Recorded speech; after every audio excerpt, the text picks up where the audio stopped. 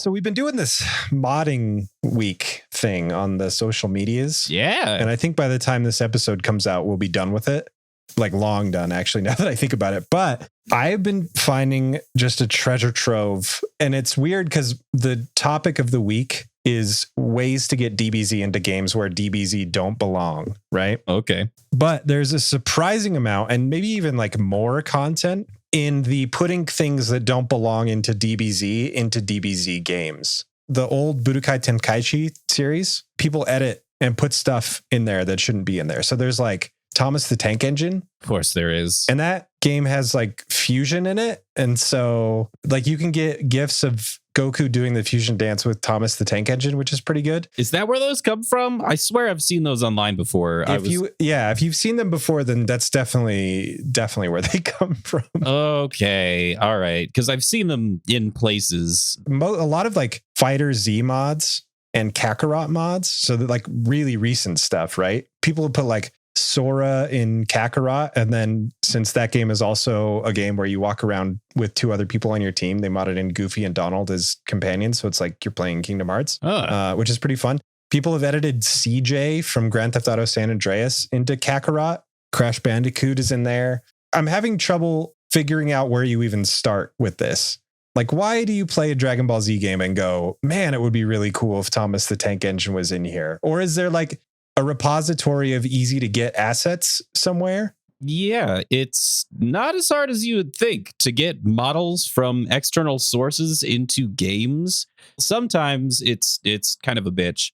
The hardest part is adding in the skeleton of those models, because that data very often doesn't come along with it. So Thomas the Tank Engine's probably an easy one to do because you don't have to articulate anything. Because it doesn't have a skeleton. Yeah. And it's in Skyrim too. Like it has made appearance, which it does make sense. Yeah, it's amazing what modders can do. I really wish I had spent more time learning how to do that stuff. I know. I regret it now that I see the possibilities. Although, let's be realistic. If I had sat there and really learned how to model and edit models, I would eventually just make porn games. There's so much money in that. The thing is, yeah, there's money in it, which just like hurts me because I didn't get into it. Because it would be adjacent to something that I enjoy, but also very profitable. Yeah. And instead of having to rely on external sources to help push your drive, you would have a very primitive, basic human instinct pushing your drive that you would just keep you going. I mean, I would hope so. Depending on who you are. I don't know. That's a real question. Do you think, remember a while ago, we were talking about the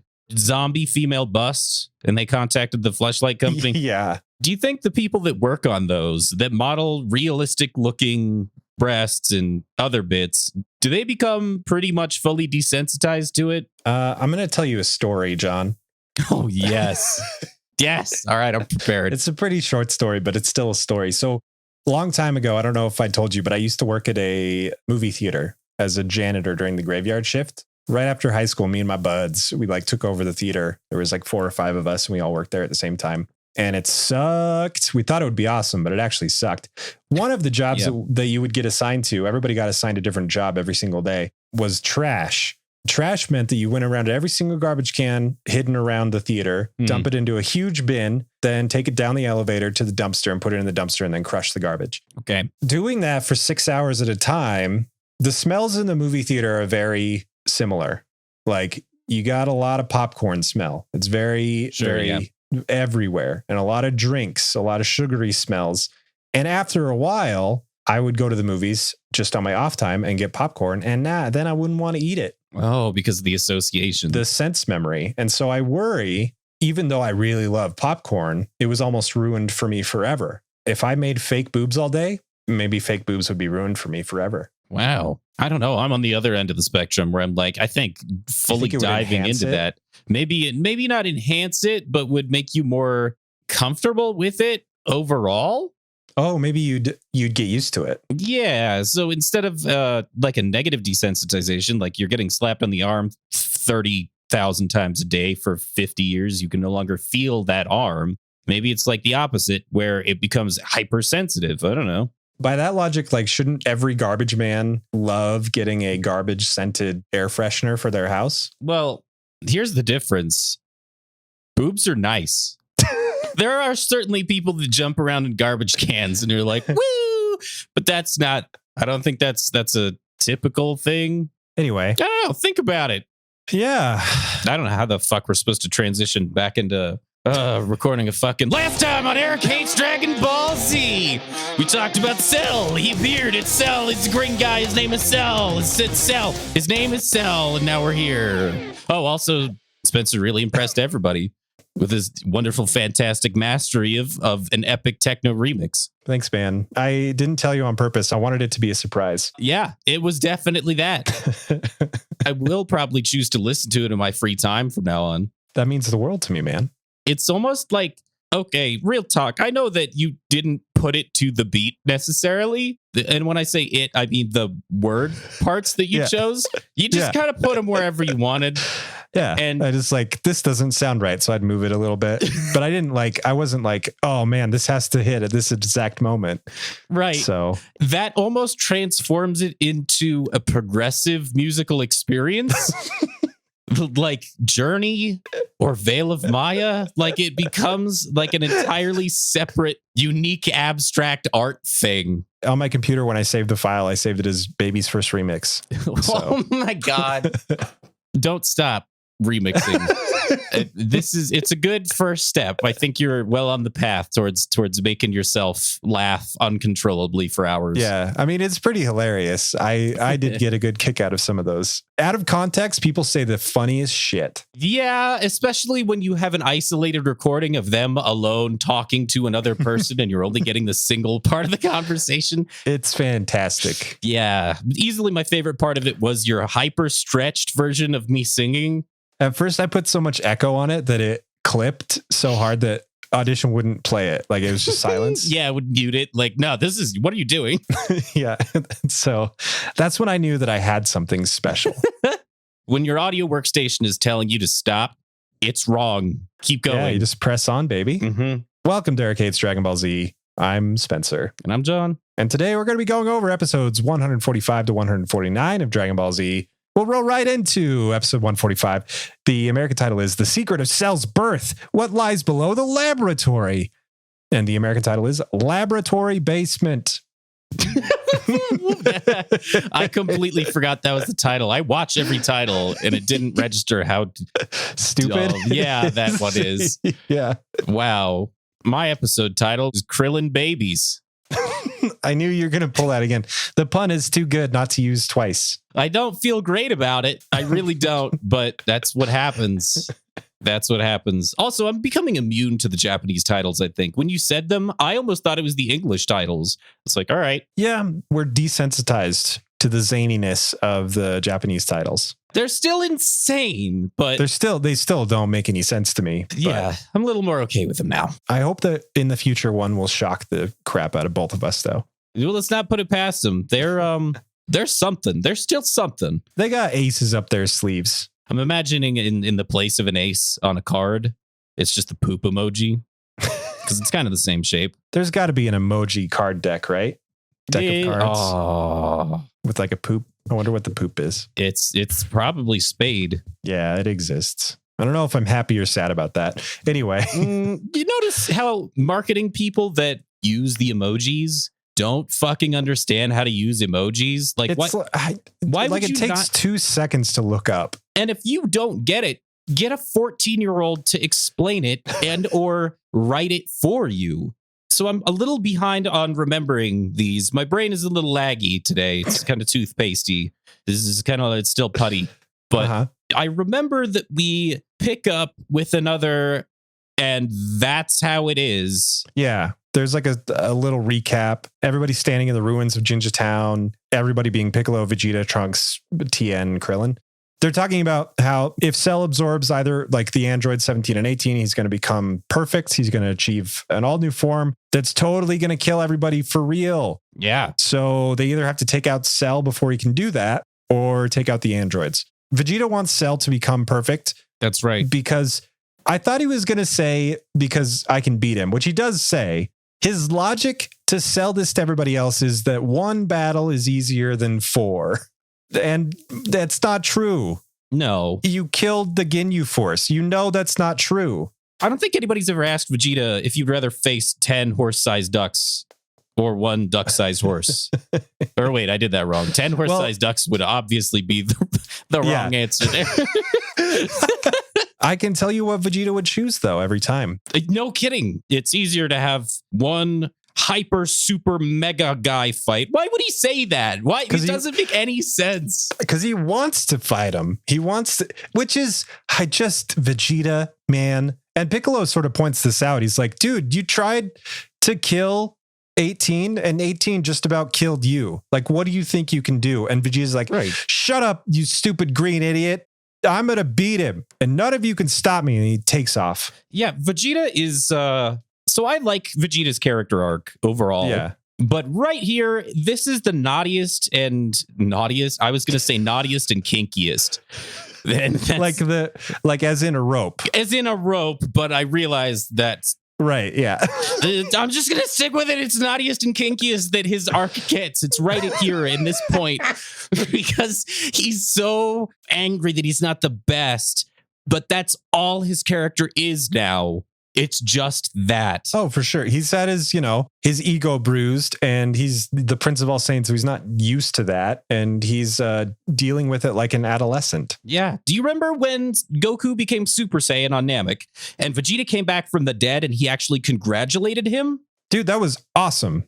That was one of my favorite Vegeta scenes. Same. I was like, oh, cool. We're going to keep going down that path. I feel like we might have split the timeline at some point, and now we're in the mirror universe where everybody has goatees, but they shave them to fit in. I think that it's just a characteristic of screenwriting where every season a character has to play devil's advocate or be somewhat of an antagonist to create conflict. So everybody kind of gets their opportunity to play the stupid one or the radical one or the irrational one. And I think this is just Vegeta's turn because everybody else is on the same exact page with the problem. And Vegeta's like, nah. Yeah, he says, I will ascend beyond Super Saiyan. There has to be a level, and I'm sure Kakarot feels it too. This is going to be the subject of this episode of the podcast, the Ascended Saiyan, because they say it a lot, and there is literally no foundation for them to think that this exists. Goku had a feeling, and then Trunks and Goku and Vegeta and Gohan, they're like, oh man, there's got to be something beyond this. But there's no legend. There is no King Kai communicating the information. They have no proof that this mystical next level exists, that there is an even more legendary status to achieve than the Super Saiyan that as of 5 years ago, literally nobody in the entire universe had achieved as far as these characters know. That was the pinnacle. That was the absolute top. That was number 10. It was 10 out of 10 strong being Super Saiyan. Yeah. And Vegeta's like, but what about 11? How about we keep counting? Yeah, and I'm not gonna regardless of the fact that it turns out to be correct, spoilers. It does, yeah. It blows my mind how it's handled here. To beat Cell, we're gonna try to achieve a level beyond Super Saiyan. I do like the term Ascendant Saiyan. Ascended Saiyan. It's so much better than Super what Saiyan. It becomes oh, well, that too. But Ascended Saiyan should have been the first one. It sounds more legendary. It sounds more mythical. It sounds more just better. But they did go with Super Saiyan being the first one. So instead of Ascended Saiyan being the second one, it really should be Saiyan 64. That's for you boomers out there. Don't worry. After that, then we go to Saiyan 360. Now you're jumping platforms. Oh, but then it becomes the same cube. Same cube. We cut to Gohan on Kami Island. He is training just like Krillin used to do, where he's punching water and creating waves. Yeah. I think this is just a training technique of the Turtle School and probably was shown in Dragon Ball, if I'm not mistaken. But this is a brilliant show me, don't tell me. And the ocean is insanely powerful. I think that you're probably right.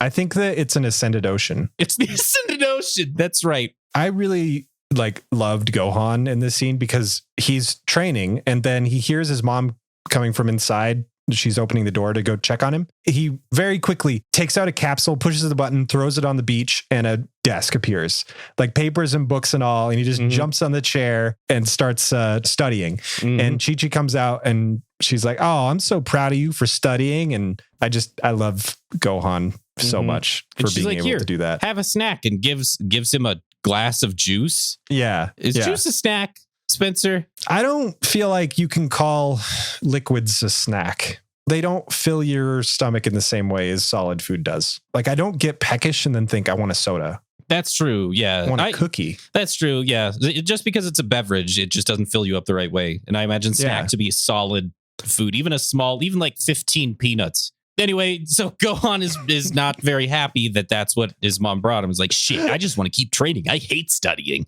And so he does. She goes back inside. He goes back to training, even though she doesn't even have the screen door closed and he's blasting the water again. He's a smart kid, but he's not a smart kid. You know what I mean? With Vegeta gone, Piccolo and the rest have to come up with a plan. The plan is Piccolo and Tien will go after the androids, try to track them down. Krillin and Trunks are going to go find Dr. Gero's lab. They surmise that Cell was sort of born or created in a sub-basement somewhere that haven't seen. I think Cell mentions that to Piccolo specifically. Right. So Piccolo tells them and then they go back to the lab. So they can go destroy Cell before he's ever actually finished being created. It won't save the timeline because of how time travel works in this show, but it will prevent a second Cell from being born, which is good for everybody. Krillin and Trunks arrive at the ruins of Gero's lab. Everything's just as we left it, rubble buried in the tundra, the snow-covered mountain, and they land on top of this wreckage and start destroying it some more.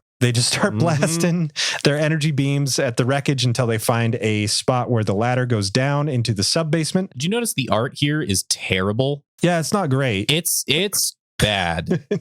And it's blatantly obvious because it's on screen for a minute and a half, which is just a part of animating. Sometimes you need to call in the B team to animate some small little scenes, like a distance shot of Krillin and Trunks blasting some rocks. You don't need your A team on that, but good God, it looks so horrible. Don't make fun of Jeremy. I have to, because you have to have something else powering you other than the desire for sandwiches, or else it looks like this.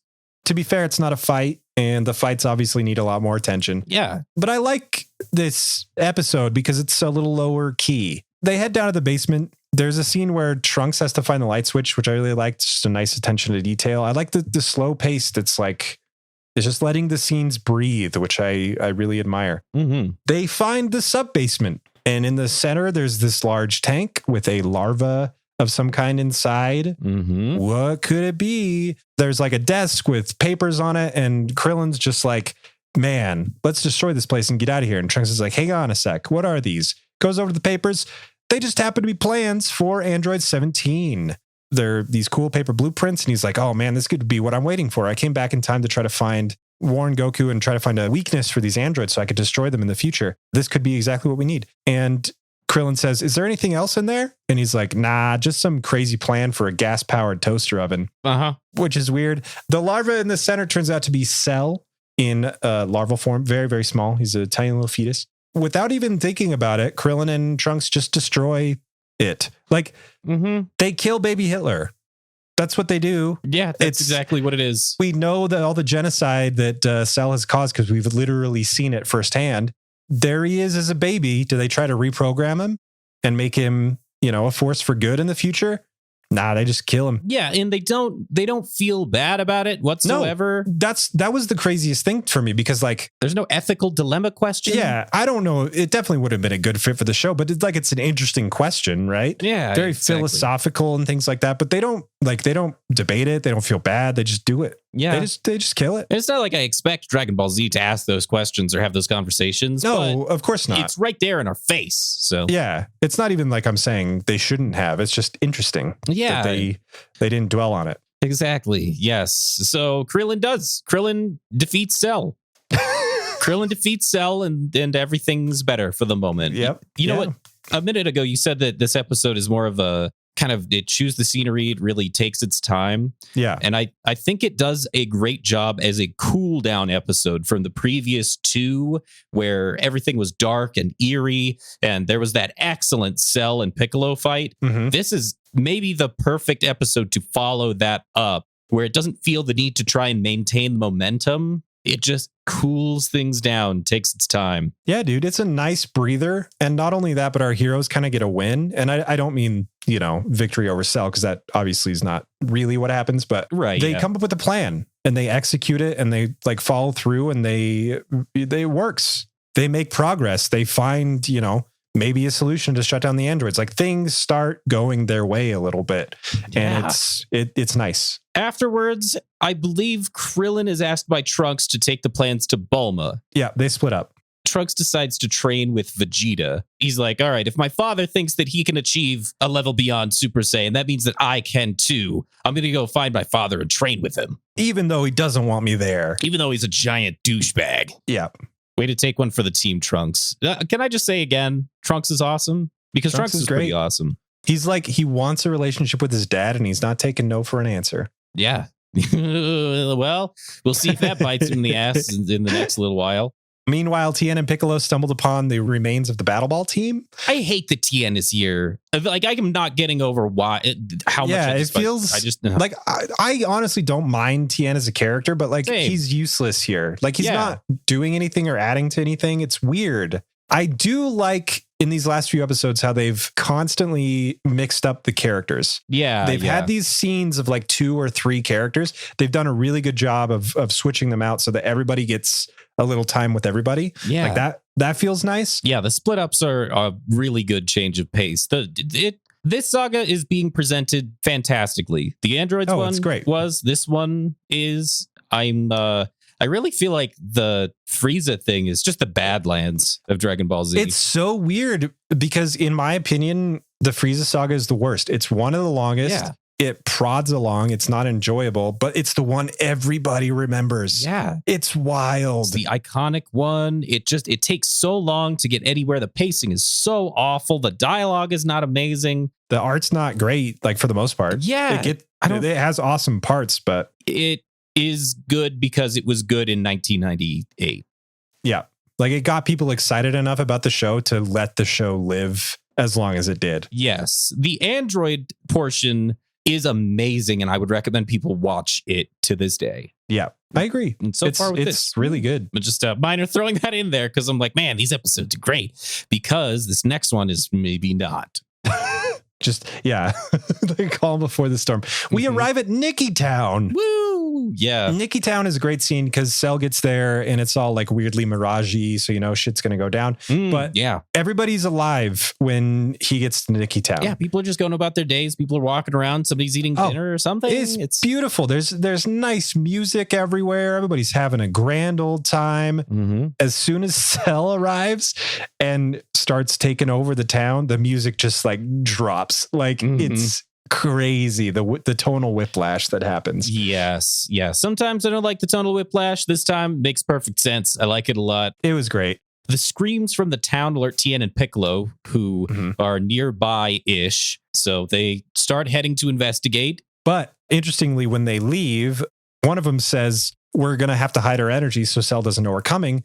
That'll get us there slower. So lowering your energy level decreases your flight speed, which I thought was interesting. That makes sense to me, because if you're trying to get somewhere faster, then you're outputting more. You're using effort. more. Yeah. You could think of it like heat, like running versus walking. Mm-hmm. So this one's for you, because the next part's with your guy. Oh, dude, it's a great little scene. Just a tiny little thing. Dr. Briefs, Bulma, and Krillin are in Capsule Corp, the lab there, looking over the plans that Krillin delivered, and Dr. Briefs just laments that Dr. Gero turned out as evil as he did, because they both complement the complexity of the design and like the science at play. Like it's cool because they acknowledge Dr. Gero's brilliance as a scientist while also saying he was an evil piece of shit. Which I just like it's the scientific community given a nod to each other. It's just like when Vegeta congratulated Goku. It's like game recognizes game. Yeah. Even though love the art, hate the artist, that kind of thing. Yeah, exactly. And then the very last thing that happens this episode is we cut to the androids. We're getting a little bit closer to finding Goku. Yeah, they're almost there. Essentially, they're still in the van, still going, but they're almost to Goku's house. Episode 146. The Japanese title is Goku Awakens to Battle. Go Beyond Super Saiyan. The English title is Our Hero Awakens. My title is Krillin should be fucking dead, and even people who like Krillin have to agree with me. I don't. Wait, if this is the episode that I'm thinking of, yeah, it is. It's awesome. Like, it's a really fun, cool scene. No, I disagree. If it was Tien, you would say, yes, Tien should be dead. If it was... I'm not saying he should be dead. I'm saying it's a great scene. I think it's a great scene that makes absolutely no sense at all. What are you talking about? It does not. Okay, go ahead. Let's explain it. I figured we'd get in a fight about this because I'm pissed that it even happens. But go ahead and explain it. I love that you're pissed. It's a fun scene. It doesn't feel like it's from Dragon Ball Z, but it's a fun scene. It doesn't. It's got a weird intro. Dude, this episode is weird. This whole episode is weird. So it starts in Nikki Town. Yeah. And the narrator of all people opens this episode, which literally never happens. It's very strange. Yeah, it's happened maybe once before. Yeah. Max. He's like, now there's a scene worthy of a postcard, is it? Because it's showing Nikki Town with all of its inhabitants. Mm-hmm. Wrong. Yeah. And the narrator's voice is so incredible. We praised one of the episodes in the last episode of our podcast for showing us and not telling and building tension, but we already understand the tension of the situation. So with this narrator intro, I'm perfectly okay with him breaking that tension to slowly tell us like a nighttime horror story, campfire horror thing. It is. It's like a little campfire story. Yeah. It shows scenes of this empty town. The town has now been emptied. There's the typical clothes everywhere that we're used to. So we know that Cell is not only here, but feeding. The narrator goes on as like, it opens with like a solid couple minutes of no characters at all. It just shows pictures of the town. There's an empty kitchen. There's an empty park. I think there's even like a picnic basket or something. And the narrator says stuff like he's just, it's like Jonathan Frakes in Beyond Belief, Fact or Fiction. Like he's painting this scene like there's this restaurant that's just empty and there's tables with food and stuff, but there's no people. And he's like, just seat yourself. But you'll have to serve yourself. Wait, just... I wrote down exactly what he said, but he must have better delivery than I do. So it's like, welcome to this empty town where everybody's dead. Here's all the cool stuff you can do, but everybody's dead. Yeah. And he says that in maybe 4 different ways. Yeah, exactly. It's a hell of an intro. At first, I was a little like, why is this happening? Just show me. But as it went on, I'm like, okay, I love this, man. It's great. Yeah, it's like steeping you in the atmosphere. Yeah. It's not like, it's because it's not telling you what's happening. It's like using all these like visuals and metaphors and this pleasantry that's a little twisted to kind of get you in that mindset of a monster movie. Mm-hmm. And it works. It's cool. I wonder what it is in Japanese. I wonder if they have Dude, I'm very curious. Yeah. We stop on Basel Airport, which is a very weird, it's not called Nikki Town Airport or anything like that. I don't know who Basil is or if it's pronounced Basil for that matter, but it's the airport for the spice. He's a fox fighter in the future. Yeah. That's what he is. And it shows Cell. He's inside the airport. There's a man also in the airport with an AK. No, you got to get this right. It's an M16. Don't call it an AK or people will beat you up. Okay. All right. It's a machine gun. There you go. It fires many bullets that kill, except they do not kill Cell. He's going nuts on him, though. Well, he's going nuts on Windows at first. He's like in a cubicle-ish zone, and he's surrounded by It's like an office environment, yeah. And he starts going nuts on Windows. He's just blasting all these windows, and it cuts to the bullets hitting the ground. It like really tries to ground this scene with this sweaty, scared man firing a weapon. And then Cell appears. You're like, why is he shooting these fucking windows? Oh, yeah. I mean, I already knew, but right? Yeah, you know. Like, I could kind of assume. Anyway, as the guy dies, it shows a news broadcast, television. This is like, I liked this part because the dude's dying, but the newscaster on TV is saying, creature alerts at its highest levels, stay inside. If you do see the creature, smile pleasantly, offer him a drink. Remain calm. As the dude's dying, remain calm. Mm-hmm. And that ends tonight's broadcast, even though it's freaking noon outside. And the TV cuts off. The dude's dead. Cell looks around, for his next victim. Mm-hmm. It cuts to a woman ducking behind a desk, like undercover, holding a child. And actually, it's the camera pans down from the newscast to them it's hiding. So well done. I don't know why. It's really well done. It's crazy. And like, it got me a little bit. Like, I knew that Cell was going to kill whoever he saw. And then it shows, well, I thought it was a mom and a kid. It's actually a sister and a brother, which is kind of weird. Oh, really? Yeah, because the kid says sis a couple times. Oh, I thought it was a mom and a kid also. I honestly, that's the only thing that makes sense to me. I don't know why the sister's working at an airport with the little kid, or if they were going on a flight somewhere. Why? Where's the parent? I don't know. Anyway. Bring your shitty little brother to work day. I don't know. That's my favorite holiday. So, so they got me. Like, honestly, I was like, oh man, Cell's going to kill a kid. Obviously he has already, but you haven't seen it. So I was like, how far are they going to go with this? Cause I've already seen a man melt.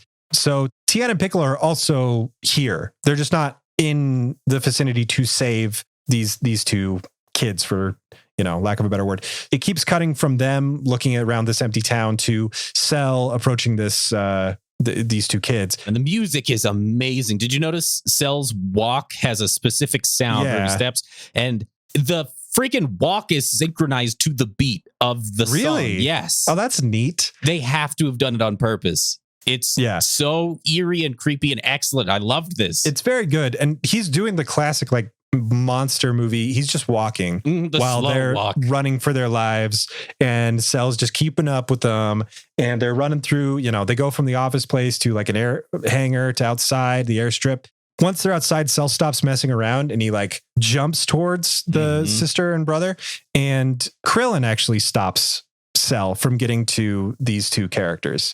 Yep. Which I liked. I thought that was nice. I wasn't expecting it. I was expecting Piccolo or Tien, and I was really shocked. I was like, oh man, somebody's got to save these kids. And then like out of nowhere, Krillin's just there. My first note is, why the fuck is Krillin here? Because I don't have a good understanding of geography. Oh, I mean, it doesn't make sense because maybe we saw him leave Capsule Corp. I don't remember if he said like, I got to get going or not, but I'm pretty sure that's the last place we saw him. Yeah, we've already established that Krillin, this saga specifically, has the script tattooed on his arm. So I'm fine with him being there. And also Krillin gets the jump on Cell. We've already established that a lesser, weaker character can, as long as the other stronger character is not paying attention or whatever, you can totally floor him. Yeah. That part, I'm like, yeah, that totally makes sense. I don't know how Piccolo or Tien didn't sense Krillin showing up. Well, I don't know. I don't know. We could have his power level lower, or they're just. Yeah, I don't know. It's like a why is he here kind of thing. Oh, he read the script. Like, we have to make up fucking jokes for it to make sense. But it's fine. He's here now, and it's a good scene. Well, this is where it starts to turn into Indiana Jones. The brother and sister run toward a plane that's on the runway, and Krillin's mission now is to stall for time while these two escape so that he can save their lives. Yeah. Which is cool. He doesn't need to live. He doesn't need to kill Cell. He just needs to stay there. I am a little disappointed that it didn't like have him try a Destructo Disc to try to cut off Cell's tail, because that's what he did to Frieza and it worked great. And I would love to see a mirror of that scene, especially because that's his, the source of his power. Piccolo specifically said, stay away from the tail. So why wouldn't you just try to get rid of the tail? That's true. And if Krillin knew that the tail siphoned people, then like maybe he would. Maybe he hasn't seen it yet. Maybe he would, but also he hasn't gotten to that part. Yeah, Destructo Disc takes some time. And Krillin, that's true. Krillin knows, okay, all I can really do is flashbang this guy. And so so he does. Solar Flare works every single time. Solar Flare works every time. I'm curious, if we going through this whole series, when we get to the end, is there a Solar Flare that doesn't work? So far, I don't think there is. No, so far, Solar Flare has worked every single time. It is the most effective goddamn thing in this show. Always use Solar Flare. It's incredible. Yeah. SWAT teams learned from Dragon Ball Z. That's why they throw a flashbang in first. They enter with the flashbang. They know. That's right. The plane starts moving, and Krillin, even though Krillin can fly, as he solar flare Cell, he runs to the plane and grabs the wheels while it's taking off. Yeah. So he's up in the air now, getting some distance from Cell, which is not the best tactical decision if you're trying to distract Cell from so many problems with this plane maneuver, because he could have just flown off in the opposite direction or flown next to the plane or whatever. Anyway, so he gets to the top of the plane and Cell's there because of course he is. And I really like this. Like, it looks, normally a Dragon Ball Z fight is up in the sky or in a wasteland. This is dynamic. There's movement to it. They're standing on a plane. It looks cool. Like, it's new. It's different. It's unique. Yeah. I liked watching this. Cell punches Krillin, and Krillin just goes through the plane like it's a piece of tinfoil. He gets punched right through the body of a plane. Yes. And this is where I'm starting to have problems, because it's been established by the prior scenes that Cell is just kind of fucking around. Like, he's slowly walking after the kids to scare them because he's a sadistic fuck.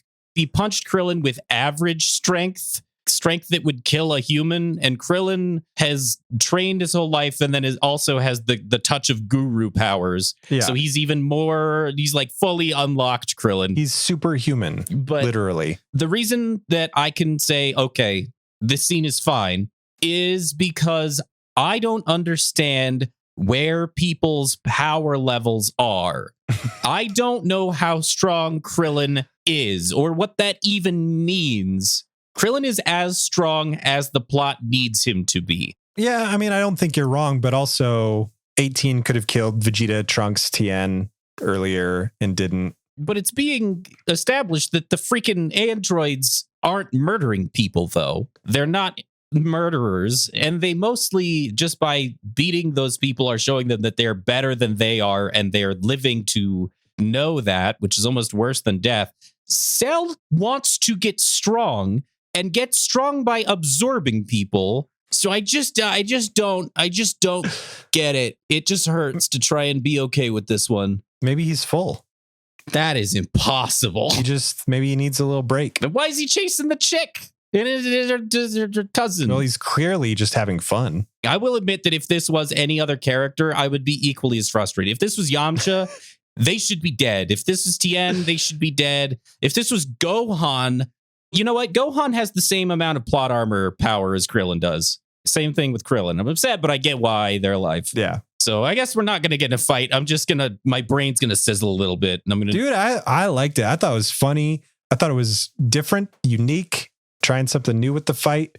I don't have a problem with Krillin not dying, because I'll tell you why. He gets punched through the plane. Yeah. He goes through one half of the plane just fine, but he only goes through the other half of the plane with his head. Yeah. So his head is sticking outside of the plane and his body is inside the plane. Mm-hmm. Cell jumps over to the other wing where Krillin's head is and is probably going to kill him at this point. That was my thinking. Sure, yeah. He was going to absorb Krillin at this point. But just then, Piccolo and Tien arrive. Cell decides Piccolo +1, probably not worth. I'm going to let Krillin go. So he weirdly puts his hand on Krillin's face and says, "Catch you later, bud," and leaves. Yeah. So it happens fast enough that I'm okay with Krillin having this plot armor.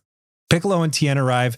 They do not help Krillin out of the plane. We leave the scene and it's the plane flying off in the distance, and doesn't Krillin wave to them as they fly away, and then they talk about, oh, where did Cell go? It cuts back to the airfield and the plane takes off again. And he's like, okay, bye. I'll never see you again. Yeah. Man, she was cute.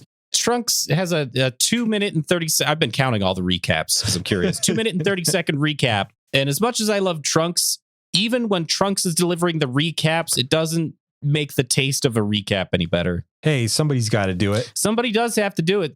New episode once a week or whatever. So what if you forgot? Serialized storytelling was hard at the 90s. Yeah, no kidding. We cut back to the androids, and they're still in the food delivery truck, but this time they're off-roading. In the forest. In the woods. They're driving over bumps. It's so much fun. Yeah, 17 and 16 are just smiling and having fun. Yeah, they're having a great time. They're literally, they say they are doing this only for the fun. Yep. 18 gets mad and just blasts in front of them, destroying the entire forest, but making a nice paved glassed road. Mhm. And I think we can all agree it's a metaphor for environmentalism. Oh my There, God. we cut to a news feed. They've started calling this the creature crisis, which I think is pretty great. Oh, yeah. Everybody's back on Kami Island watching this news report at this point, and Mhm. everybody's like, screw this. We're tired of, this guy getting away. We know where he is. Piccolo, Yamcha, Tien, and Gohan are there. And they say, screw it, we're leaving. And for some reason, Chi-Chi's just like, bye, Gohan, bye. Yeah, I think they'd leave fast enough that Chi-Chi doesn't say shit. Chi-Chi's busy standing over. I'm glad. It feels weird for her character, but I am glad just to get on with it, Yeah. So they leave in the Capsule Corp plane. They're trying to keep their power levels down, so they all leave in the plane. Right, yeah. Meanwhile, while everybody's gone, Kami House, the only people left are Oolong, Master Roshi, and I think Turtle and Chi-Chi. An earthquake hits Kami House. Mysterious earthquake. What's going on? Chi-Chi runs up to check on Goku upstairs. Hang on. First, Chi-Chi does stumbles and falls into Master Roshi's arms. Master Roshi kind of gets red in the face and says, he doesn't say anything like weird or sexual. He's just like, oh, get a hold of yourself, lady. And Chi-Chi backs off of him and then freaks out and slaps him. Even though he didn't do anything this time. And I'm like, okay, this has to be something else in Japanese. Oh, interesting. It is. So the first earthquake, Chi-Chi falls into Master Roshi's arms. And the thing Master Roshi says in Japanese is, oh, it's been so long since I've had the pleasure of a woman. Oh my God. He just says that. And I'm like, okay, that's why she slapped the shit out of him. That makes perfect sense. Now, in English, they totally change it. It doesn't make any sense at all. But in Japanese, oh, yep, he's being him. So, okay. He's just being Master Roshi. Oh my God. I do like it when Master Roshi's a little more normal, but it probably is like 80% dub. Right, yeah. Uh-huh. They're doing it because they have to. Yeah, They have to exactly. change it. But there's these earthquakes. What's happening? There's an earthquake. I in don't Kami Island. know. We got to go check on Goku because he's unconscious. But when they get up there, the bed's empty. Oh my God, a giant bird must have Whoa. stolen Goku and taken him away. I don't know what's happening. No, they look out the window and Goku is on the beach, standing fully conscious and making tsunamis. Yeah, firing Kamehamehas. Just like his son. I love this part. Oh, it's a lot. such a touching moment. I wasn't expecting it at all. And it was really well done and surprising. Chi-Chi's so happy to see her husband that she just jumps off the roof. Doesn't bother with the stairs or anything, just jumps off. Master Roshi does too. He's super happy and laughing. He falls off the roof, but whatever. Chi-Chi and Goku they embrace. They meet on the beach and Goku's super happy to be alive and see his wife. And Chi-Chi's happy to see Goku. And for once they're just like, I got it. For 1 second, I understood why they were together. And there's this awesome moment where Goku, tosses her up, but he's super strong. So she shoots up in the air. And I thought, oh, for sure, this is where, she comes back down and hits Goku and yells at him and blah, blah, blah. But no, Goku catches her and Chi-Chi just laughs. It was fun. She was into it. Yeah, it was such an incredibly touching moment, really. Everything about this made sense with their relationship. And I got it. For once, I actually understood. Yeah. And it was beautiful. I loved it. Yes, there are not enough moments like this that really show their relationship as it works. Well, just them, right?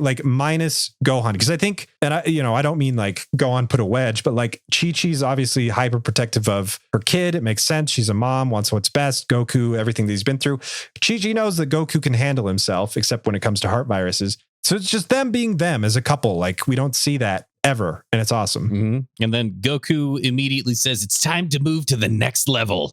I know Vegeta sensed it too. And he also says that he could hear everything everybody says while he was asleep, which is the most, I'm so okay with hand waving how Goku knows everything. Yeah, just don't give us another recap episode. Fine, please. At least they didn't say telekinesis. They just said he heard the news. I could just hear everything, so I'm up to date. I know what's up. There's a bad guy. His name is Cell. I get it. And I'm like, all right, cool. Yeah, it's fine. And he's going to go for the next level. The narrator comes in. Has Goku lost his mind? Find out next time. It's great. I think that's the first utterance you hear of the word Ascended Saiyan. Yeah, that's right. Episode 147. The Japanese title is Hasten Your Training, Saiyans, in the Room of Spirit and Time. The American title is Time Chamber. My episode title is Chi-Chi is pretty cool after all. Chi-Chi's not bugging me right now. No, this is another fantastic personal relationship episode. Like these, yes. God, these episodes have been doing such a good job of giving you the Dragon Ball Z fighting, punching stuff that you want, and then giving us the character dynamics and exploration that we personally enjoy. It's doing such a good job that I'm so good job, DBZ. I'm so scared to keep watching it because I feel like it's just gonna fuck all of this up. Like it's going. What if too it's good. gonna fall? Yeah. Oh man. So it starts off by Goku repeating, "I'm gonna be stronger than a Super Saiyan." Yeah, he's putting in clothes. Yeah, and then there's what? There's just a weird subplot during this whole scene with Master Roshi and the doorknob. Yeah. Mm-hmm. He like Goku and Chi-Chi are in where Goku was staying when he was recovering. Roshi's sort of there, but he like peeks in the door and then the doorknob falls off and he spends the whole time like playing with the doorknob in the background. It's very strange. Yeah. Well, he's the third wheel, kind of. So he's got to get something else to keep him busy. Like comic reliefy, but like I like the scene without Roshi, but Roshi gets a fun, non-perverted thing to do. So at least there's that. Yeah. It doesn't detract. So I really appreciate that. And then there's the moment where Goku is back up where he was asleep and he puts on his gi and he's getting ready. He's like, I know a place where I can get a whole year's worth of training in just one day. And he turns to Chi-Chi and says, but I'm going to take Gohan with me. And their conversation between Goku and Chi-Chi, where Chi-Chi, the end part is Chi-Chi allows Goku to take Gohan and train.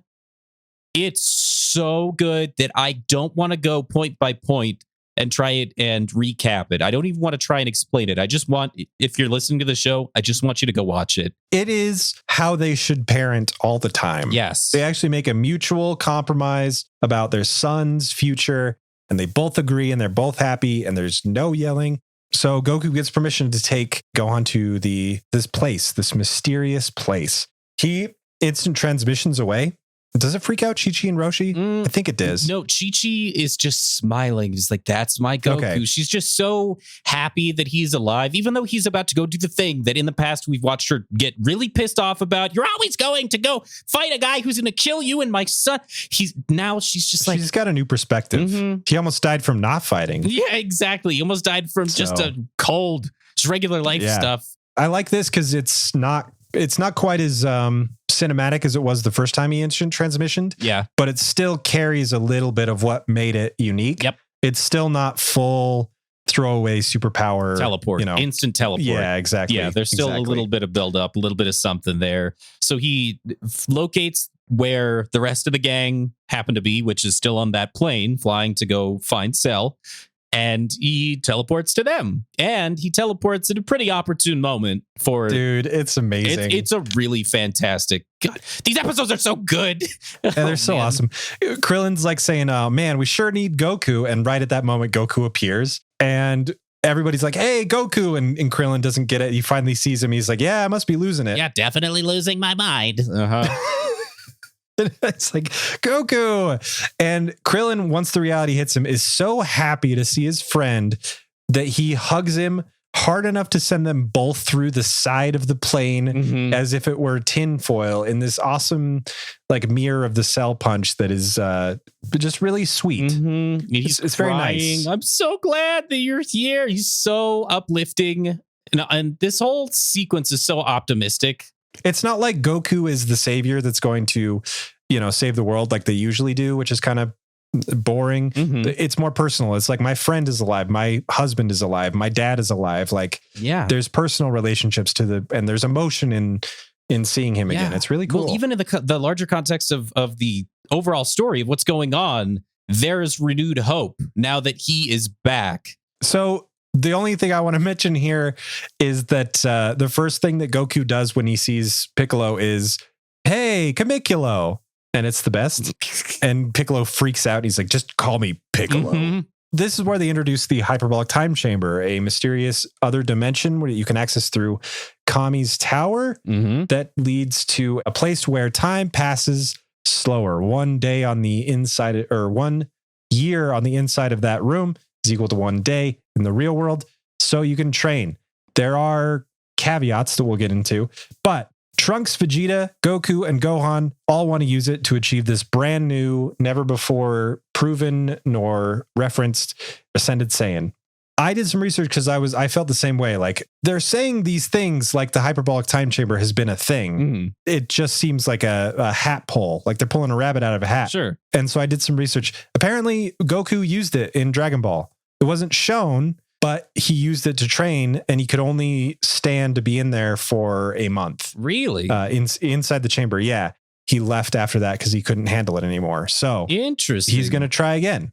And apparently it's a thing in the canon that like they're just pulling out again. I always loved the idea of the hyperbolic time chamber, but I didn't even know it had roots in the original show. Apparently. Yeah. That's rad. And it's a neat little concept too. Anyway, so Vegeta's doing Vegeta things and Trunks is doing Trunk things. Like Vegeta's training on a cliff. He's not even training. He's just staring out into space now, just brooding and staring. Trunks is like, I hate my dad, but I wish he'd love me. And then Goku and Gohan appear out of nowhere. And they say, Trunks, get Vegeta. We're going shopping. For superpowers. And Trunks is like, dude, my dad's been standing there for 3 days. 3 days. Can you imagine Trunks eating a tuna fish sandwich and there's another one in a little baggie on a rock next to him with a little lemon lime soda that's unopened? And he's just staring at Vegeta, who's literally not acknowledging Trunks' existence at all. Like, for 3 consecutive days. That is so depressing. It is incredibly depressing, but the only reason I can be okay with it is because Trunks is Vegeta's son. And we've seen that there are some Vegeta-like traits in Trunks. Trunks knows that his relationship with his dad right now doesn't exist because his dad's a fuckboy. So he's I could see him just sitting there for 3 days. What I don't understand is, again, the passage of time in this show. Oh, that's a great point, actually. Yeah. Because it means that the fight or the conversation that Piccolo, Trunks, and the gang must have had was 3 days prior to this. Yes. Which I suppose is fine. It's not like the biggest leap because they do cut a lot, right, like to Kami Island and stuff. There's a lot of flying, but it feels like a long time. Yeah. It either feels like it's been a really long time since that's happened, or it happened yesterday. So for them to throw out the 3 days thing, I'm just like, oh yeah, sorry. It feels like a long time. Like 3 days feels like a long time. Yeah, exactly. It's crazy. I don't know. But I think it's mostly just to show that Vegeta's in ultra brood mode. And this is the part where Goku tells Vegeta, he has a nice little chat with Vegeta. And the first thing that Vegeta says when Goku walks up to him is, "Get out of here, Kakarot. I don't want you here." He's such a teenager. And there's this weird, like, parallaxing, panning, circular, weird shot. Oh my God. It made me dizzy. And I don't know why they did it, but it was like a Goku Vegeta shot. Like they were just showing off. Anyway, so as soon as Goku says, I know a place where we can get a year's worth of training in just 1 day, Vegeta's in. Yeah, immediately. Like, he doesn't need to say anything. Yeah. Just take me there. I love that Goku adds in, and this is interesting. We could talk about this much later, but Goku says only 2 people can enter the hyperbolic time chamber at a time, or else the entire universe will blow up. So I'm going to go, I don't know, but I'm going to go in with Gohan, and which means Trunks, you will have to go with Vegeta. So he's like playing the matchmaker between the father and son, give him a little bonding time. Yeah, he even says, I heard it's a great way to have father and son time, or to grow closer to your son. To get to know each other, whatever he says. So Vegeta agrees to this as long as they get to go first. Right. So to do the math here, they are sacrificing 2 days of Cell on the run time. Yep. So that these 4 Saiyans can presumably level up to Ascended Saiyan. Yep. I like the scene because I hated this scene as soon as I saw it the first time. So 18, last we saw her was in the cowboy outfit. She says, I hate this. I need to change my clothes again. That was like last episode or something. The next time we see her is here. And I thought that she was clothes shopping again because she's looking through this rack of clothing options. She's saying, this is dumb. This is dumb. She's trying on stuff and looking in the mirror and she's like, this is awful. She puts it down. It has terrible taste. It has terrible taste. Yeah. She drops the outfit and she's wearing a new, like the classic Android 18 look. Yep. The striped shirt and denim jacket and everything. She says whoever owns these should have their optic sensors adjusted. Right. Which I liked. Yeah, I liked. And then you see like the van and the other androids. It's freaking Goku's house. Mm-hmm. She was looking through Chi-Chi's stuff. Yeah. That was a total like paradigm shift. As soon as I saw that, I was like, whoa, Yeah. that's super creepy. Yeah, it was really unsettling. Really good. It was a really well played moment. Super well done. So they analyze the situation. They're like, we better head to Kami Island. So that's all that was. Yeah, good job, everybody, for planning that out. Mhm. If I just want to say this because it's hilarious. If they wouldn't have moved Goku, he would have been awake and ready to fight the androids as soon as they got there. Oh, that's true. I never even thought about that. But yeah, that is very true. Huh. That's just hilarious to me. In another timeline. Yeah. So Cell kills more people. It's a weird scene of this couple running around in a fun house. Through a carnival fun house. It looks like a nightmare at 1st, but then some mirrors get smashed and you like it zooms out. It does a exterior shot. You can see it's a carnival. I think Toriyama's just having fun with this horror thing. Yeah. It's awesome. And I'm for it. I'm all for this. This is great. Dude. So they arrived like, I don't know if it's anybody more than Tien. I can't remember, but definitely Tien shows up. Yeah, it's Tien and Piccolo at least. And there's just clothes everywhere. And it's creepy because like the music's still going and they've got this weird like carnival pipe organ sound in the soundtrack. There's a shot of a carousel with the ponies, you know, the little pony ride carousel. Yeah. And the shot is them talking about how awful the situation is and they have to find Cell. And it just shows the lifeless eyes of these horses on the carousel. It's so creepy and well played. This is not what I was expecting at all. There's a shot where you see Tien stare down at this. It's like a bear costume with a balloon tied around it. And like, I don't know if it's like supposed to be this was a kid's outfit or this was just like a mascot, but the way Tien looks at it, he's just like, it's it's awful, but awesome. Yes. Anyway, so we cut back to the Kami Tower. Yeah, Saiyan Squad's finally arriving on Kami Tower. Squad. That's right. Popo gives them the grand tour into the depths, some of the other hallways of Kami Tower, and they reach a door. Inside the door is the hyperbolic time chamber. Popo explains it sucks in there. Yeah. And when they come out, it will have been a day, only a day. Yeah, most people can't survive a full year in there, but that's maximum. You can stay in there for 1 year, aka 1 day out here. And who knows what'll happen? You'll just die. He's like, it's not very luxurious in there. And Vegeta says, I just need the essentials. Just let me in. I love that Vegeta like says, I'm going to get this over with. And then I'll take care of you. And he's talking to Goku. Yeah, that's right. I love that like underneath it all, Vegeta still wants to kill Goku. Well, that's all he's got, you know? Yeah. I love that it's just a normal door. It's just a regular old door. There's nothing fancy about it. It's just a wooden single door that opens up. Trunks and Vegeta go in, and it's the most time they've ever spent together. They say the most dialogue to each other that we ever see, and they explore this new place. Hyperbolic Time Chamber is like my favorite location in the entire show. I love it. It's mysterious and interesting, and I don't know. Like it did not influence Tales of Nowhere, but there are connections you could make there that are very interesting. Oh yeah, I suppose that's exactly what I thought when Nowhere was being explained. I used the hyperbolic time chamber as a mental reference. It's the perfect visual. Like I wasn't thinking about it when we were developing the idea, but like similarities are there, man. It's just as cool.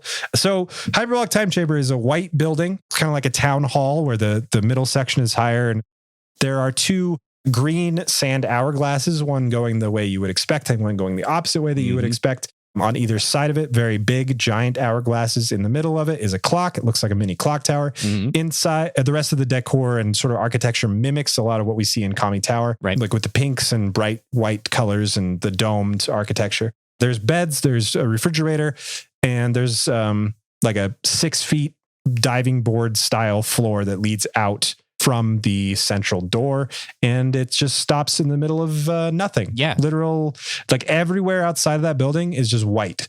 A white void. It's just an infinite white void. And Trunks is freaking out. Oh, yeah. He's like, it's hot. There's less air and the gravity is different. He's like, I don't know if I can handle this. Oh, my God. He's doing it in his head. He's talking in his head and the camera's slowly like panning out and shifting as the background becomes purple with those like, oh, no, stress line things. It's so well visually communicated that Trunks is about to have a bad time in here. Yep. But he's like, I can't let my dad see. Yeah, that's right. I got to be tough and strong for my dad so he like me. And that is literally all we ever see of Trunks and Vegeta inside the hyperbolic time chamber. Isn't that weird? It's so weird. I literally thought there was going to be a whole episode, because they have time inside the time chamber, where you would get just the fathers and sons. Call the episode Fathers and Sons, why don't you? Oh, yeah, there you go. And like half of it is Vegeta and Trunks, and half of it is Goku and Gohan just training. Or even better, intercut the two timelines. They would never do this because it's a kid show. Yeah. And show them happening simultaneously, a year apart from each other, and how they interact, and you'd get some fun anyway. I think there are a couple flashbacks, but it's weird that it just doesn't. They go in and it's a total fuck mystery. And like I'm fairly certain in the next podcast episode we'll see stuff with Goku and Gohan. Oh yeah, I will. I think I remember that, but I remember stuff with Vegeta and Trunks to the point where I think if they don't show like a tidbit in our next podcast episode, they'll do flashbacks. Yeah. But they don't show anything in the next couple episodes. It's wild. Like, that's it. We cut away from the hyperbolic time chamber, and we don't see inside again. It guts back to the rest of the gang on Kame Island, which is Piccolo and Tien and Yamcha, and they're sleeping. They're all back from the carnival. They had a great time. Oh, yeah. They are all sleeping, which I like. It kind of helps a little bit paint the picture of the timeline. Oh, and Krillin is also there. That's right. Yeah. Because Piccolo hears something, or I guess sees there's something outside and says, we've got company. And I think it's Krillin that's like, do we have to? Do we have to wake up? Yeah, he's like, what's going on? I was sleeping, guys. The news, by the way, as Piccolo walks outside, says, if you're planning to go outside today, don't. As you may have guessed, the androids have shown up on Kami Island. Yep. The first words that they say to everybody, 17 says, hi, can Goku come out and play? Which is just so good. Beautiful. And then Krillin said, as soon as he gets an eye on the androids, he's like, perfect. Exactly what I wanted for breakfast. Which is a very good line. Or does Piccolo say that? I actually can't remember now. Yeah, it's either Krillin or Yamcha. They toss Yamcha some decent one-liners. Oh, that's right. Again. Yamcha's here too. Yeah, it's easy to forget about him. Then things get weird. Do they? They talk. They, kind of, for me. They talk. Okay. Well, the rest of this episode is fine, I guess, because we've got literally a few seconds left. 17 and Piccolo decide to fight. And Piccolo decides to fight alone because that's just how this goes. Piccolo says to the rest of the gang, don't follow me. I got to do this on my own. We're going to go to another place and fight. But then after he takes off with 17, 16 and 18 leave too. Yep. That seems unfair. They land on this other island away from Kami Island, the three androids and Piccolo. Piccolo, cocky as ever, and he has every right to be, faces off with 17. And the last thing he does is take off his weighted clothing, and it hits the ground very hard. Oh, yeah. And we know that now Piccolo means business. Yeah, it's a really great Piccolo discards his clothes and it gets ready to face off moment, which... Yes, that end of episode is very good. Yes, and it's totally ruined by the opening of the next one. So episode 148, the Japanese title is... Oh, God. The Gekiretsu Koden that split the heavens. Whoa. Piccolo versus artificial human number 17. Couldn't even translate that one. I don't know. I don't know what it means. The American title is The Monster is Coming. My title for this one is The Aristotle Paradox. The whole is less than the sum. Wow, that's like a really good title. Well, every individual piece of this episode, when you combine it, should make it the best episode, period. Yeah. Because we recorded last episode pretty recently, and of the 10, this is my least favorite. This is the weakest one. And it shouldn't be. In Dragon Ball Z especially, because let me Well, yeah, it's the fight, right? Let me quick spoil it. It's basically the 17 Piccolo fight. That's all the entire episode boils down to. We've been leading up to this for a while, and maybe like off in the background, occasionally you'll hear a person say, like 16, 17, there's somebody out there with the power level that matches yours. Somebody else says Piccolo's just as strong as Android 17 now. So you've been waiting for these two to face off each other because you know it's going to be an even fight and you're not sure who's going to win. Both of them are expendable, in my opinion. Sure. And so like the outcome could go either way. It's very exciting. But the episode is not very good. It's just not amazing. I think part of it is the art as far as the average DBZ fight goes, this is about exactly a 5 out of 10, which is not what you would expect for the fight where we finally get to see what 17 is capable of. The fight that has been foretold for so many episodes. The following, especially following that solid 8.5 out of 10 Cell versus Kamikolo fight. This one, it's just... the dialogue isn't even particularly amazing. Like, dude, everything falls apart this episode. So for me. Weird how like weird stuff happens. The pacing is all over the place. Yeah, let's get through it quickly because not a whole lot happens. I guess no. Piccolo takes off his clothes again. And it's like step one. Like we retread that scene. Yes, but this time they had some like corny slow motion shots and stuff, and it doesn't have the same impact that it did when we saw it in the last 30 seconds. Like the only good part of this episode is that when it shows 17, he's playing with birds. 16. Yeah.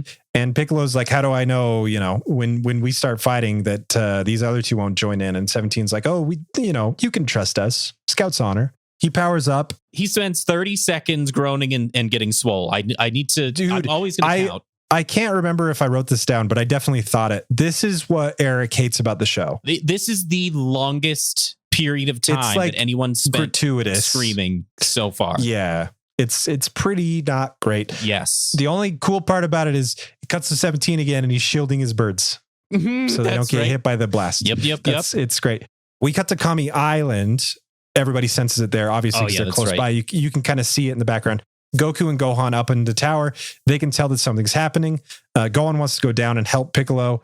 Goku says, no, we can't go. We're going to stay here. Yep. That part bugs me. It kind of pays off later, but it's still, they have a whole day and they can teleport instantaneously anywhere. But all right. Okay. That's fine. I mean, as far as power level scaling goes, they might get in the way, really. They are not as strong as Piccolo is right now. I know. I just can't. And I wrote this down officially later, but I can't imagine Goku not going down there. I can rationalize it by saying he almost just died. And maybe he's got a different perspective like Chi-Chi now. After being he does seem a little different in this episode. He really does. He very much seems like a different character. He's than the way more stoic, and like a little soft spoken, and like he's just nothing's going to take him away from this plan because it's the only chance they have. It is weird for Goku. Maybe this is just who he is now because we haven't really spent a whole lot of time with him since getting back from Namek. Didn't we have the driving episode? That doesn't count though. It's really fun, but you can't say that it's a character study. Okay, so we haven't had any direct canonical hanging out with Goku time since he got back from Namek, since he became a Super Saiyan. So he really might be different. That's interesting. Like personality wise. But I'm totally just trying to make sense of it because he's very out of what I expect Goku to be doing in this episode. Yeah, so for sure. Okay, we come back to the fight. I think we just cut right into the fight, which is... Oh, yeah. They just start fighting. It's a blast fight. It's a blast fight. Piccolo's shooting blasts and 17's jumping away from it. They're trying to fight, but it's just, God, the animation isn't bad. It's I don't know, dude. I would say it's definitely part art. But the shots that they chose to animate. That too. Yes. It's confusing.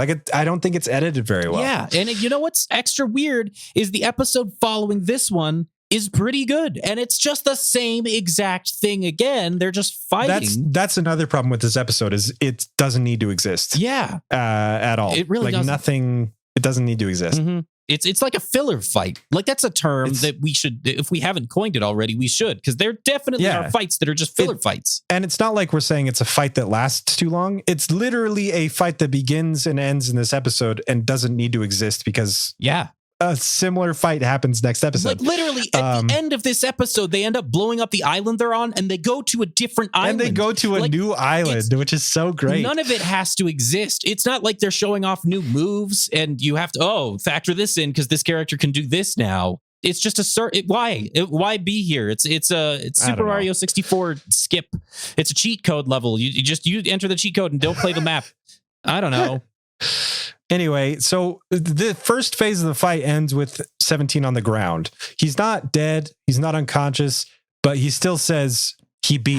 How could he have beat me? How could he have beaten me? So 17 is out. but Piccolo doesn't destroy him or anything. Yeah. Oh, yeah. I mean, he does try, I guess. There's a big explosion. It starts raining rocks, which is kind of a cool effect that we don't see enough in blast fights. Yeah. But then 17 is fine because he just jumped out of the way. Okay, you just explained every bout that they had. 17 is fine because he jumped out of the way. That's every little bout that they have. They have 6 or 7 of them.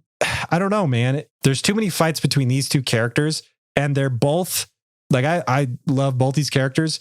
They're both unimportant enough to the story arc to live through all of them, but there's still no tension in the fight. This one has very little feeling to it. It's a Star Wars prequel lightsaber fight. Oh, yeah, totally. There's too much like attempt at artistry and pomp and not enough like meat. It almost feels like Toriyama's like, well, I've been building up this fight. I guess I'm obligated to make them fight rather than I want to make them fight.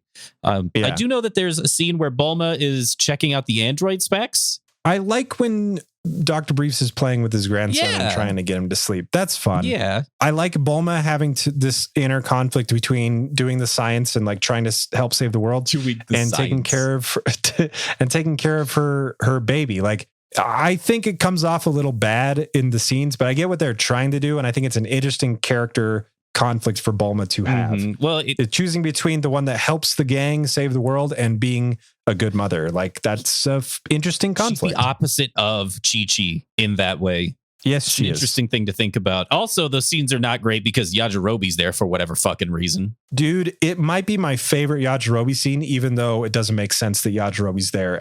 Yeah. Does he live?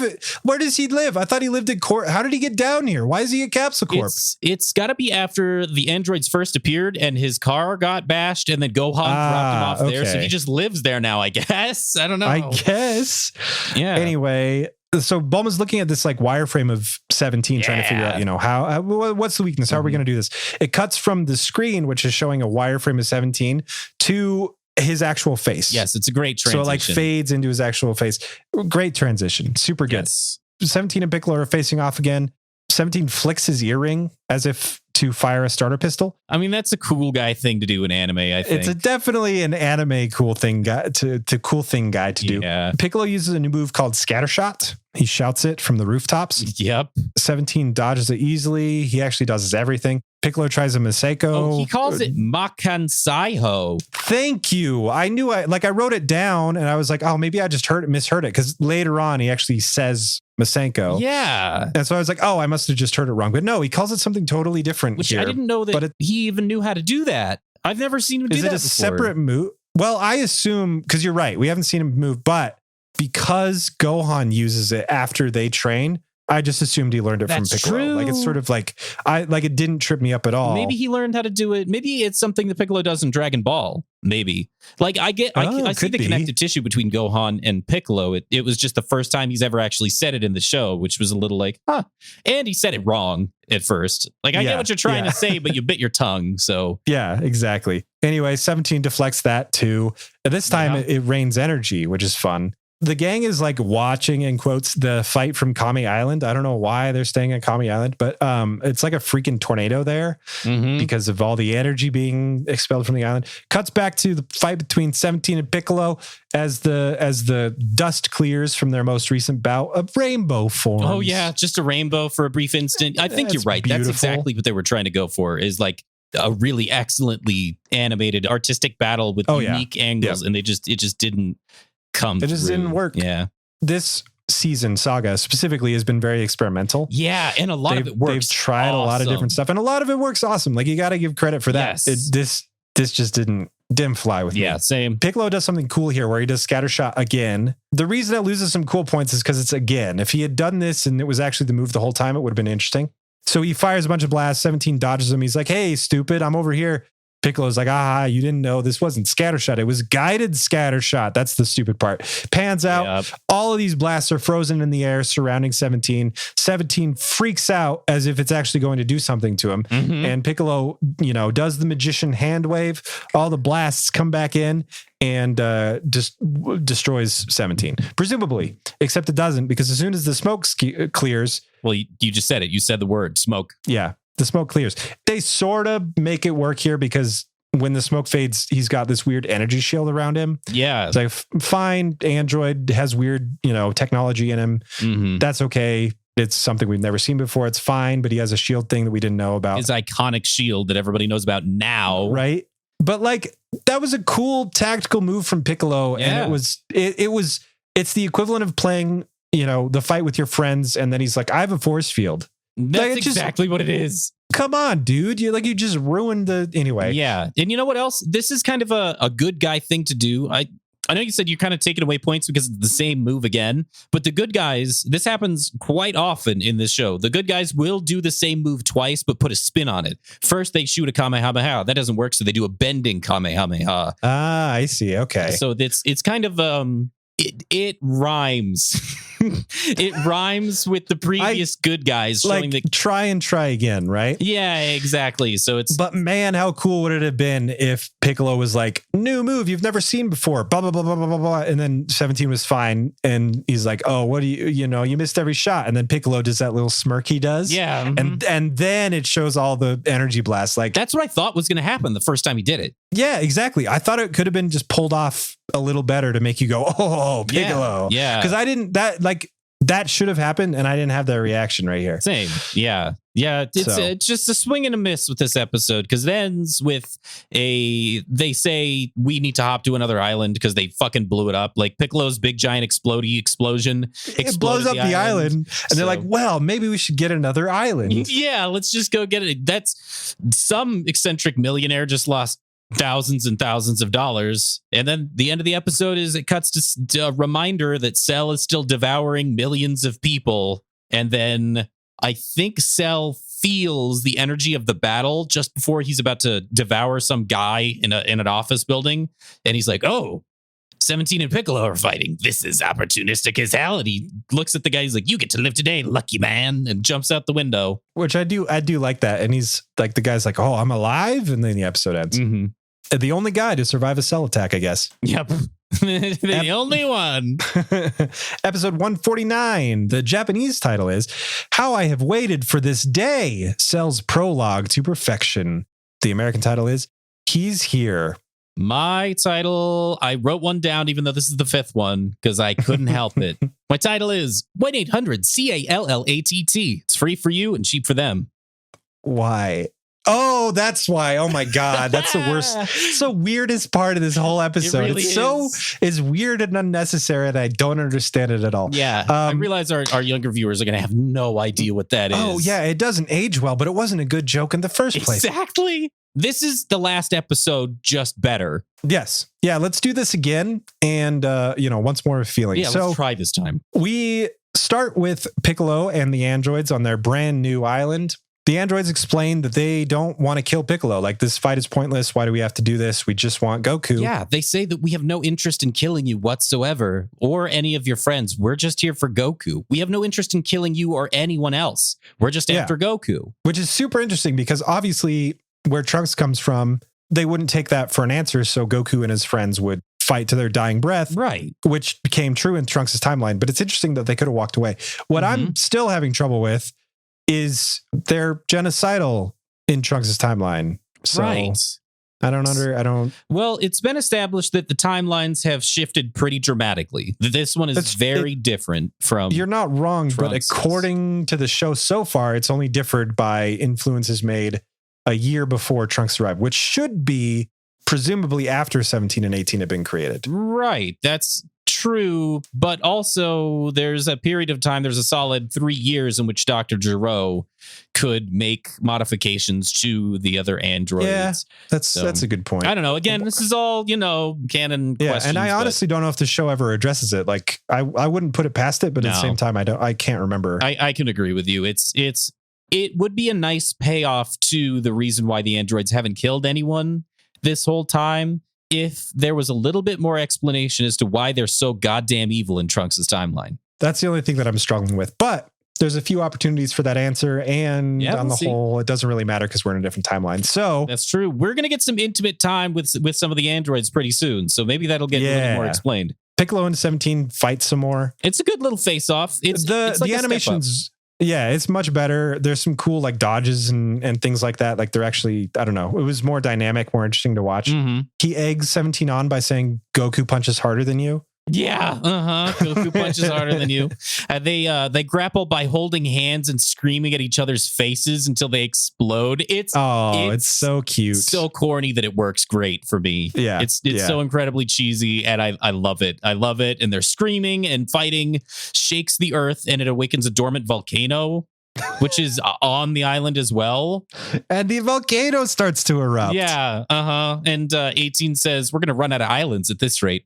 And then I guess they'll just have to destroy everything. It's the only funny part of having those two episodes back to back. Yeah, the shots of the volcano look pretty good. Somehow different dynamic, but it's the same kind of feeling. Yeah, it's because everything else isn't fucked up too. It's just there's a volcano and the island, the sky is still blue and the ocean is still nice. So the boys, the gang, are watching the fight from this is my favorite part of this episode, honestly. Well, go ahead. Well, there's Yamcha, Tien, and Krillin hanging out on Kame Island, and they're talking about how they hate not being in this fight and being in the sidelines. And it goes around to each Krillin, Tien, and Yamcha commiserating about how much they hate being on the sidelines. It drives them crazy.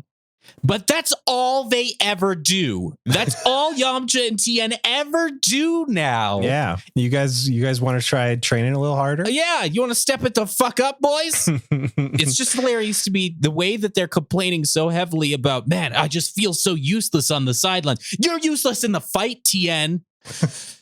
You're supposed to be awakened, enlightened with the third eye. How could you not see how freaking hypocritical you're being? Yeah, they do need, like, I wish Tien was a little bit more stoic and a little bit more. He could be an awesome character. He could be really interesting, yeah. But he's like useless ass Yamcha just without the jokes. Krillin senses that Cell is heading towards them, which shifts the mood a little bit. They're powerless all around. Master Roshi says, boys, I'm afraid this is some vintage bad stuff, which I really liked. And Cell's heading toward the island. He's thinking about all this delicious android he's going to get to eat. And he's thinking, just the thought of it makes me tingle. I didn't write that down, but I remember that line very clearly. It definitely hit me in a certain way. Yeah. Okay. We'll get to it in the next set of episodes, I think. But Cell has a certain sexuality to him. Like, and I mean, like, it's present, and we'll talk about it. So just, warning for next episode. I don't know how safe for work we can keep it. Or how much ahead did you get? I just read the titles of the episodes, but they're in Japanese, so they tell me everything that happens. Oh my God. Okay. We cut to Cap's Corp. Dr. Briefs is taking care of baby Trunks, making some cute faces. Yeah. I like this grandpa. Mm-hmm. Trunks is crying and they're trying to get him to calm down. Yep. And Bulma's like, I'm working. I can't do this right now. I'm building a way to save the world. So just hang on a sec. I haven't slept in 48 hours. So Yajirobe comes in literally out of nowhere.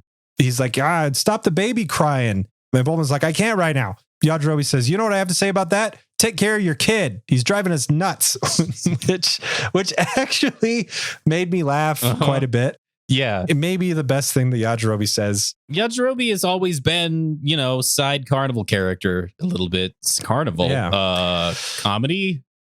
Carnival. But he's been a carnival character. I don't know. He's a clown, so it works, but he kind of is.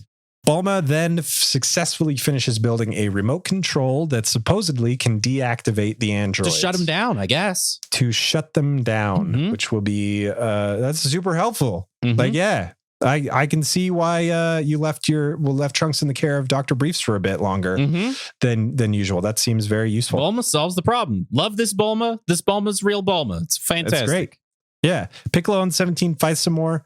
There's a wide shot of the island around them, and there's more than one volcano erupted around the islands now. There's multiple volcanoes now, apparently. Yep. 17 takes a break underwater. Yeah, they end up fighting underwater, which is pretty interesting because I don't think we see anybody fight underwater, really. Dude, it's super rare if it does happen. But yeah. The only weird part is, like, 17's bandana is super orange. The rest of him is like monochrome because he's underwater, so he's got a blue tint.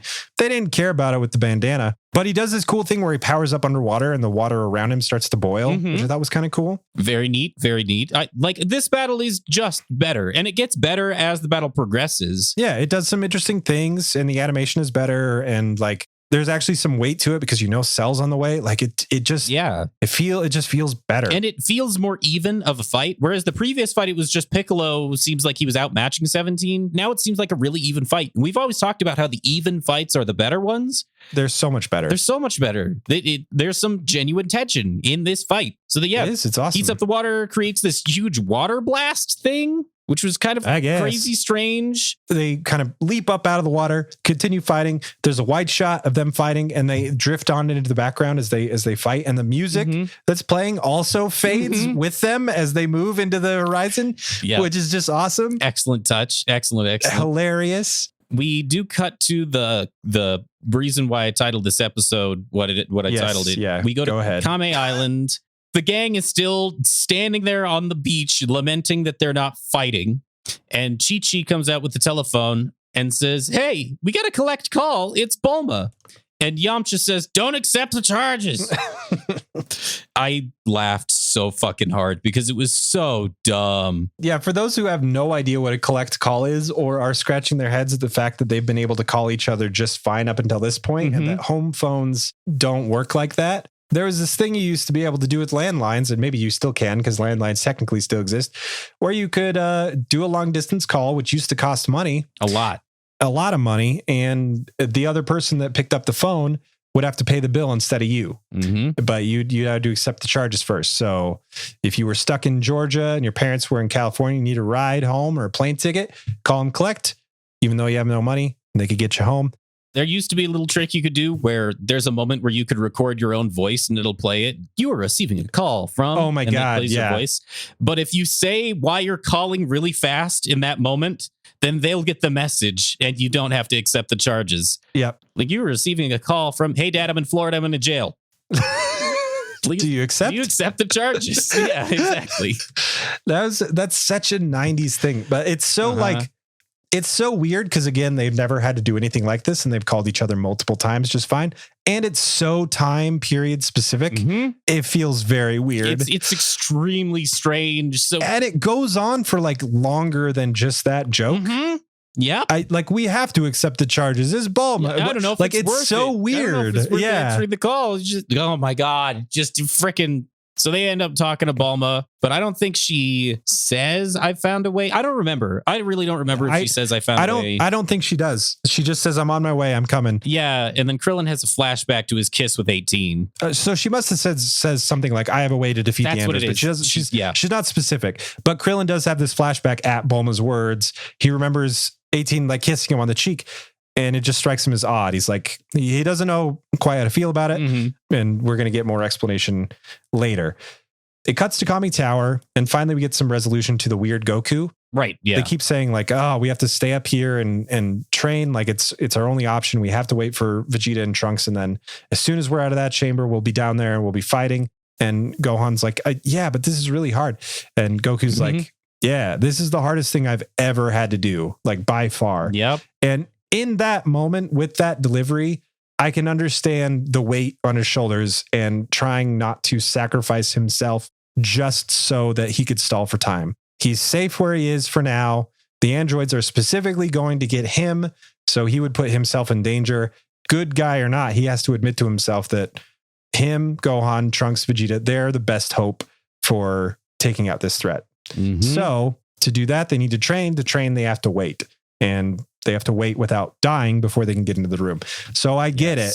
It still feels a little it feels like mature Goku. The decision that he's making is the same level of difficulty as Chi-Chi deciding to allow Gohan to train. Yeah. The characters, that family feels very mature at this moment. Yes. We're getting there. We're getting somewhere with this stuff. It's nice. We're pulling taffy and it's stretching into a delicious souffle. Yeah, that's a great analogy. So we cut back to the Piccolo and 17 fight. That we're coming to the end of this, folks. This is the best part of the fight. Dude, I really like this. So Piccolo does this move that I've never seen up until this point in the show, where sometimes in the show, it does this thing called an after image where the character moves so fast that you can see him for a split second before he vanishes and you realize, oh man, he left, hours ago, whatever. Piccolo does this move where his after image hits 17 first. And so 17 tries to dodge it, but the hit isn't actually there. So he messes up. And then the real Piccolo comes in and slams 17. It's wild. It's amazing. It looks really good. It really does. And then they start trading blows that are just like, do you ever play slaps or see people that played slaps in high school or bloody knuckles? Where one person hits the other person and it's the other person's turn. That's what it turns into, with just punches in the stomach.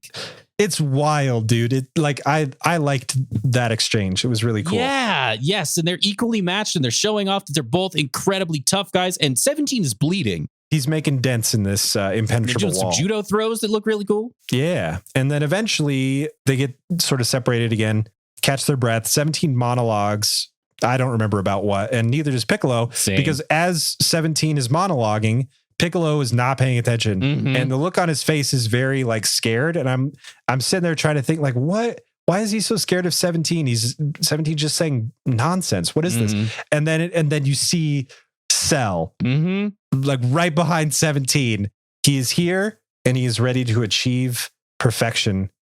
And I am so excited to see what happens next. Yeah. I know the end result, but I don't remember how we get there. And like last episode felt like filler. This one actually led to a cliffhanger that rolls into the next, like we can move again, you know, we can start to move again. Yes. It's going to be pretty exciting. It's interesting knowing what happens in the show, like the beats, but not knowing the details of how we get there and everything in between. It's like, you know, who's going to win, like who's going to get checkmate. You're right. But you don't know how the captures are going to happen. And those can be really interesting, even if you know the final results. So I'm looking forward to it. That's basically what it is. It's like watching a YouTube video of a chess game where it says, "Oh, Kasparov wins. Watch this epic." When you know they win, but you don't know how. Yeah, it's still interesting. It's like super cool, super interesting. And maybe the commentators are going to say some interesting shit, and maybe somebody in the crowd's wearing like a cat shirt, and you're like, "Oh, funny." But I guess we won't be able to figure out how things happen until next time on Eric Hates Dragon Ball Z. What?